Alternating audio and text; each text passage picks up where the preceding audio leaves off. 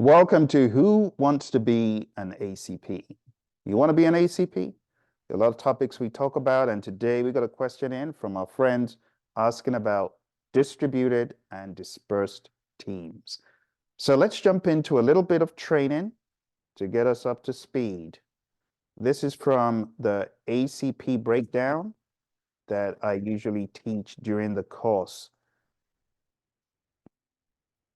Jumping straight in, my friends, in the world of Agile, we often talk about three roles. We talk about cross-functional team members, the product owner, and the team facilitator.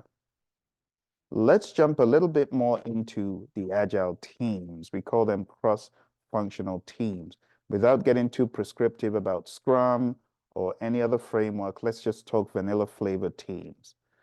The different types of words we could use to describe teams. We could describe teams that are fully on that project as dedicated. We could have cross-functional teams cutting across different departments.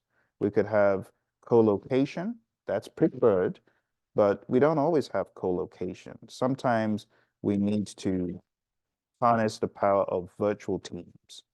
We could describe teams as being a mixed team. We also use the word generalists and specialists. The team should be made up of individuals that have a diverse set of skills. We say T-shaped skills. We also want a stable work environment. Teams need space in which they can work together, especially if they are co-located. We need to put them in an environment that they can get the best from each other. Some techniques to consider for managing communication in dispersed teams, that is, teams that are all across the place, geographically dispersed, different time zones, call them virtual teams. We could use the concept of fishbowl windows and remote pairing. But this begs another question. What is a dispersed team, and how does that differ from a distributed team? In the Agile framework, the teams can be dispersed. Dispersed teams is one description. Distributed teams is another description. When we say distributed teams, we're talking about teams that could be geographically dispersed. But when we say dispersed teams, it means something specific. So we need to talk about these two to get a good understanding. It's a subtle distinction, but there's some overlap. So let's try to break down distributed teams.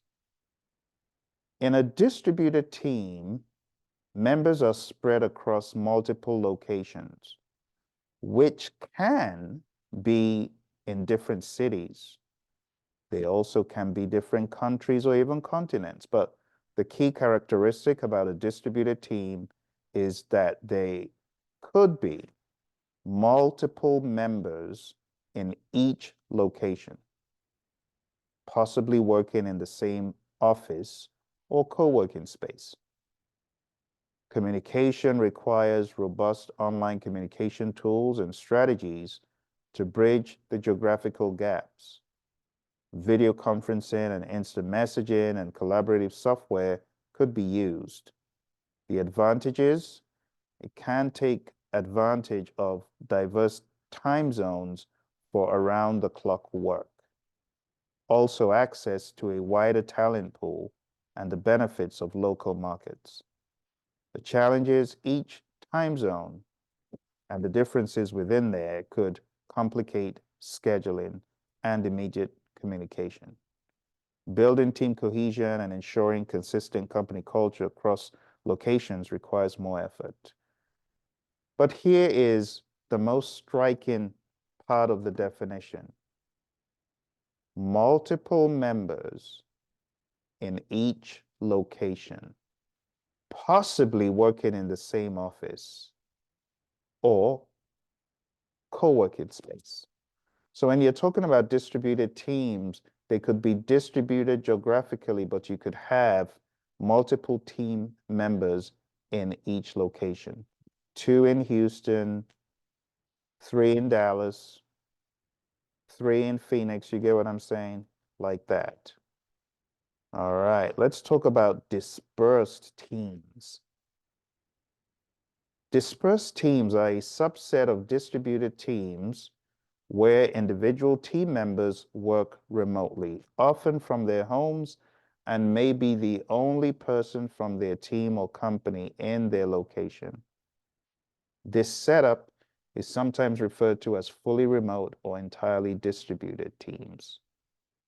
Like distributed teams, dispersed teams rely heavily on digital communication tools, but the emphasis on individual remote work may lead to greater use of asynchronous communication methods, allowing members to work independently on their own schedules. The advantages, maximum flexibility, and personal work-life balance could reduce or eliminate commuting and office costs, and provide access to a global talent pool without geographical constraints. The challenges, though, requires high levels of self-motivation and discipline from team members. The risk of isolation and disconnection from the team culture is higher, and fostering team spirit and collaboration takes deliberate effort. So a dispersed team, you got to understand these are off the grid remote.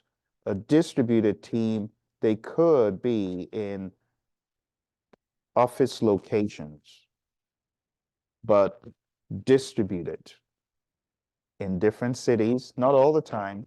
You got to understand that the terminology distributed is a wide net of possibilities. Different cities, different countries, continents, right? But working in the same office, some people, other people away from that, but we're looking at them distributed in offices across. Okay. We're not looking at them being dispersed virtually, working in isolation alone.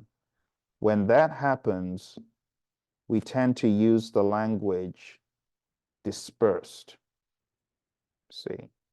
And again, you could have overlap because we could have a subset of the distributed team. Some may be remote, right? But you would use the language dispersed when you're looking more at the individual teams working remotely from different homes. We don't have like 3 people in one office here, 2 people in one office here. And if it's a potpourri of some in one location and some people working from home, then we tend to use the word distributed, right? In this case, we also have in dispersed teams the word fully remote or entirely distributed. Now, for your exam, honestly, on my ACP, this wasn't a big deal. The reason why I'm going into a little bit more detail here is I think it's terminology that you could use in the real world to talk about distributed teams across different offices versus dispersed teams where you have people in their home offices across different time zones and so on. So the summary here is both distributed and dispersed team models present unique opportunities and challenges for Agile teams. The key thing for your exam is understanding that these models, they depend on effective communication, the right use of technology, strong leadership, and an emphasis on building and maintaining a cohesive team culture. Agile practices such as regular stand-ups, sprints, and retrospectives need to be adapted to fit the communication and coordination needs of the team's geographical setup. One terminology that we use in the world of the Agile practice guide is fishbowl window. So fishbowl window uses remote pairing, virtual meetings to share screens, voice, and video links. Also remember that beyond the fishbowl window and dispersed or distributed team topics, we also should work on overcoming organizational silos. People need to feel safe. We need to ensure that the team is synergized. Fishbowl windows are good because it helps us actually see people when we have the long-lived video conferencing. Try your best to break barriers and silos, create synergy for great results.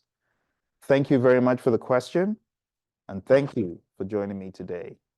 If you're getting ready for your ACP exam and you're wondering where you can get help and training, go to agileprinciple.com and look out for our next ACP course. You take care, and I'll talk to you soon.